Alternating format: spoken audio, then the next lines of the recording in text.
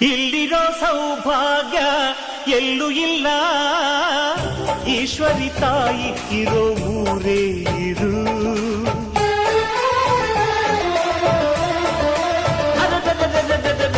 ಇಲ್ಲಿರೋ ಆನಂದ ಎಲ್ಲೂ ಇಲ್ಲ, ಮೆಚ್ಚಿದ ಹುಡುಗಿ ಇರೋ ಊರೇ ಇದು. ನನ್ನ ಕಣ್ಣಿಗೇನಾದರೂ ನನಗೆ ತಾನೇ ನೋವು, ನನ್ನ ಮಣ್ಣಿಗೇನಾದರೂ ನನಗೆ ತಾನೇ ನೋವು. ರುಕ್ಕಮ್ಮ